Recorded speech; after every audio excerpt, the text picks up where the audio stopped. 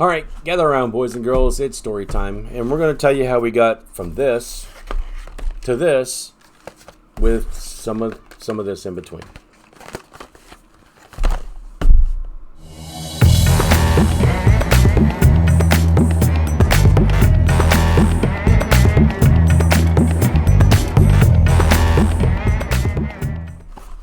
Okay, so the first thing you're thinking is, what? What are you talking about?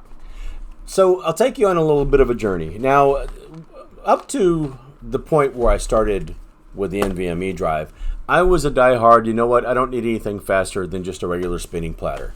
And I didn't think I did. I always wanted to make sure that I had at least, say, a Western Digital 7200 speed RPM. That was all I was going to need. It's just something that I could hold my data. I didn't care how long Windows took to come up or how long it took to load games or whatever the deal was.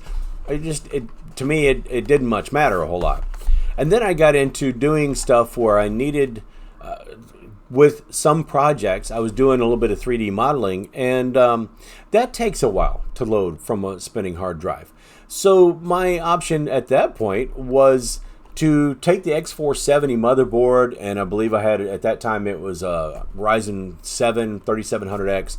I decided to go ahead, the easiest thing I could do to speed things up, trying to be able to work with, and not necessarily doing the work itself, because that was on a decent video card, but trying to get things loaded and trying to get assets saved, and where I wasn't having to wait all day long, was to go ahead and bite the bullet and try an NVMe drive, or at least some kind of SSD. I didn't see much of a point in getting an SSD, just a regular 2.5 inch, because why? At that point, okay, now I'll buy them all day long. But at that point, I was like, you know what? On this motherboard, I've got space for an NVMe drive. That's what I'm going to use. Enter the SanDisk. This is a pretty good drive overall. The SanDisk Extreme Pro was the first one I got. Advertises 3,400 megabytes per second. To me, going from a regular hard drive that was, I don't know, 400 to 600 megabytes per second up to 3,400 meant a huge deal. That all the 3D modeling stuff I was doing, all the other things I was doing, loaded so much faster. Even Word documents and Excel spreadsheets and all that stuff loaded much quicker. So I kind of got spoiled a little bit and thought, you know what? That's a pretty good deal. That's not bad at all. And then I got to the point where I was changing systems and redoing stuff and building the editing rig, which is now IM number 4. Son of Fred got moved over to the side, and along with it, I didn't remember this, but along with it was the SanDisk. I was looking for something new for the next build, and I went ahead and found the 665p by Intel. Decent, okay. Now this was I think it was a TLC drive, pretty quick, and I was kind of spoiled. And then I went saving a little bit of money, because at the time, I believe the 660 was out, the 670 was out, I believe the 770p was about to come out or had just come out, and 665p was kind of stuck in the middle with so-so speeds or whatever. And I didn't know much of a difference between, this versus that. I just knew it was faster than the spinning disk. So I went ahead and got a 665p because it was $20 cheaper than any of the other ones, and I was not upset. Okay, we'll put it that way. I was not upset. This comes in at about a little over 2,000 megabytes per second. I knew it was going to be a little bit slower. I did get a little bit spoiled with some things because this was pretty much quicker, but not a noticeable difference from what I was doing. I was still keeping this. At that time, became sort of a scratch drive for YouTube videos and all, and then the assets and all, and the saved videos were being put over onto hard drive, but or a regular spinning platter. But this kind of got to work out, and to be honest with you, I got used to it, and I thought that this was still this in my editing rig. I had forgotten that I had changed it out or done anything different. Imagine my surprise a little while later when I realized that, why do I have an Intel drive in my computer? And I thought, oh yeah, forgot about that. That came around the time where I was still kind of fat, dumb, and happy about having my games on a spinning disk. It is a Western Digital. It is 7200 speed, 7200 RPM. But for something like No Man's Sky, it was taking about 2.5 minutes to load into the beginning level or the beginning screen when you first start the game up. Now, this game is procedurally generated. It's a sci-fi game. It's a great game if you haven't played it. It's really, really cool. There's no wrong way to play this game. There's a lot of stuff to explore. But loading from one part to another, changing star systems, so warping from here to another where it has to load other assets, was taking a long time. And the more I played this game, the more frustrated I got with that. So I thought, you know what? I was just going to buy another NVMe for games. But I needed something about 2 terabytes. Enter the Western Digital. Now, when I bought this, after realizing what I had done with this, I thought that I was buying the same thing that was in the other system that I had discovered was over there instead of in mine. So I thought I was buying the same thing. And they are owned, SanDisk and Western Digital are owned by the same company now. Western Digital owns both of them. But what I wasn't taking into account that they were different. And they do perform a little bit different. This is a 3D NAND flash. Even though it's PCIe 3, is a little bit quicker. Still the same read speed on, say, sequential, about 3,500 megabytes per second. So that in itself stayed the same.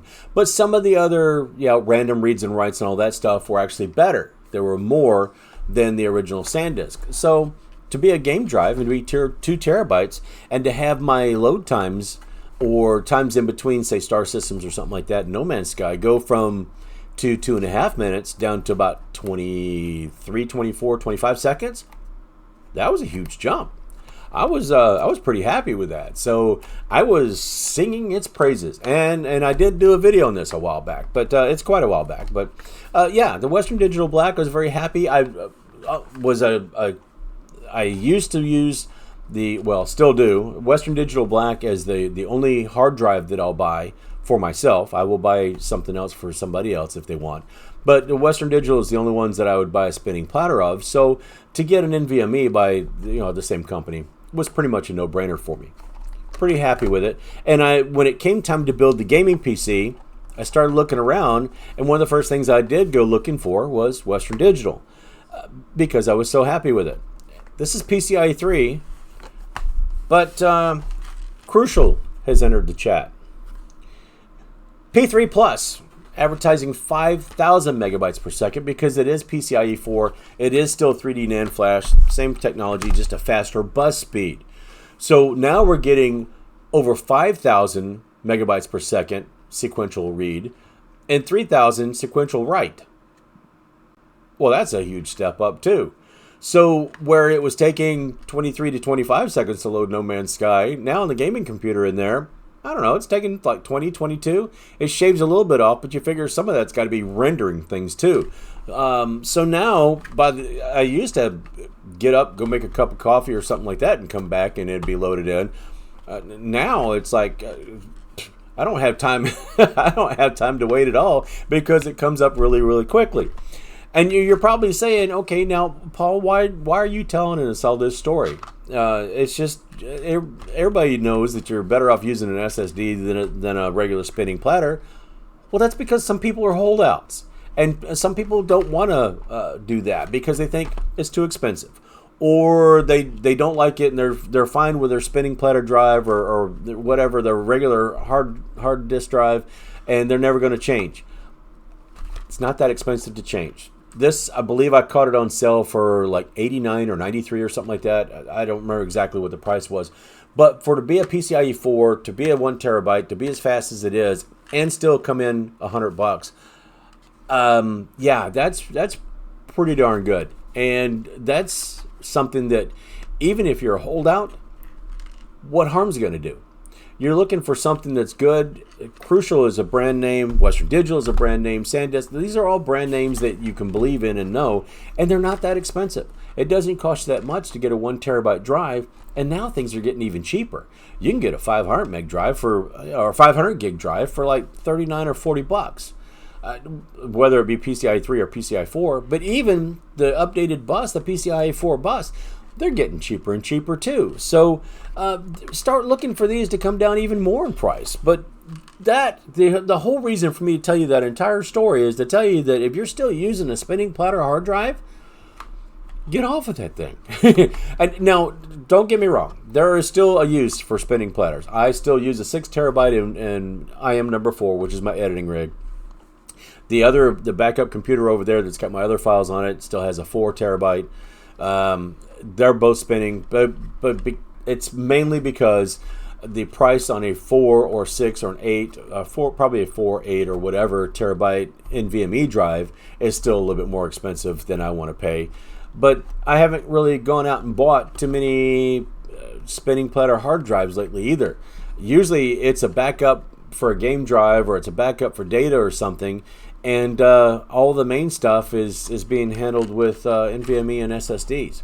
Now I do, Danny Double D now, does have SSDs in it. It doesn't have an NVMe drive, but I'm getting ready to upgrade him soon as well. That was actually the first thought when I was doing this, was that I was going to upgrade, and I could not do it because Danny D has a B450 motherboard from AMD, or the chipset has a B450, which will not run, or that particular one will not run PCIe 4.0. So I would be stuck at probably the same thing I would be with the Western Digital. So when I was building the gaming computer, it's like, hey, I might as well. And I'm extremely happy with the Switch. I can't load as many games as I can on the editing rig, but that's okay because I only play a few of them at a time. And if I swap them out, then this is a fast enough drive that I don't have to worry about the load times very much. That was the other thing too. Anybody that's gone and downloaded games off of Steam or off the Epic Store, it's not just the internet connection that needs to be fast, folks. You know? So, don't be afraid of them. There's plenty of them out there. And let's face it, even if you're getting something like a budget, like a slower Team Group NVMe, they're inexpensive enough now where you can get a 1 terabyte for $70. You can get a 500 gig for $40 or something. Hey, take the leap. They're not that hard to install. Just you have to be careful when you're installing them. But hey, it's definitely worth it, and I would do it every single time. And if I had more PCI slots, but I have a PCI card where has NVMe slots. I meant NVMe slot, not a PCI slot. I have a PCI card that has NVMe slots. I'll have to give that another try. I know that PCI bus off the card works just as quickly as on the motherboard. Well, almost as quickly. We'll have to test it out with the PCIe 4. We'll have to see if it's the same speed as that drive. That might be something coming up. I don't know. We'll see. If you guys are interested in something like that, leave it down in the comments. Just kind of curious. Anyway, that is all I have. There might not have been the most exciting story or the most compelling story, but it's my story. Okay? So how I went from a mess and taking forever to try to load things to very, very happy and very pleased and can play my games a lot quicker now. Not to mention that when I'm editing videos and stuff like that using an NVMe as a scratch drive, works so much quicker than off of a spinning platter. I mean, I don't have any noticeable delay when I'm trying to edit things. Every once in a while, there's every once in a while when it goes to back up something, a larger file, it takes a few extra seconds. But hey, I can't complain. I'm pretty happy overall. So that's it. If you got anything out of the video, found it entertaining at all, or just feel sorry for my attempt at trying to produce content, go ahead and leave me a like. Leave me some comments down below. Do you want me to test that PCI card that has an NVMe slot on it? I did a video before on that, but I'll be glad to do it again and test it with PCIe 4.0. We'll be glad to do that. But leave me something in the comments. If you got anything out of the video at all, let me know. Let me know something about it. Don't forget to do all those YouTube things and other, visit me on the other social media and all that stuff. I'll go ahead and I think I've listed a couple of these NVMe drives. I'll make sure that they're down either in the comments or on ThatPaulGuy.tech. I'll make sure they're in both spots, but regardless of the situation, I'm just going to ask you to do one other thing. It's the same thing I ask you all the time. Just be nice to each other. Wave, smile, hold the door open, just something. Tell somebody good morning, good evening, whatever. It doesn't hurt to be nice, right? you really, and I've said it before, you have no idea what kind of change you can make in somebody's day if you're just being nice to somebody. Doesn't cost anything to smile and be nice, does it? Anyway, that is all I have. I've got other stuff going on where I'm in a mell of a hess over here with this server thing I'm looking at. The pink case over there above my shoulder, yeah, we might do something in that soon. I have to find some way to make that a more efficient cooling type case. Don't know how much effort we're going to put into it, but hey, it's there. And I got to let you know what's going on with Windows 11, because I did put it on Dandy Double D.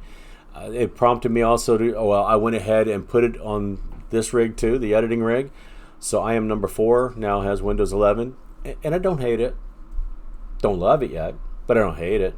No noticeable difference in gameplay and all that stuff, but I'll give you some feedback about it. That probably won't be a very long video, but who knows? I didn't think story time would be a long video either, and here we are.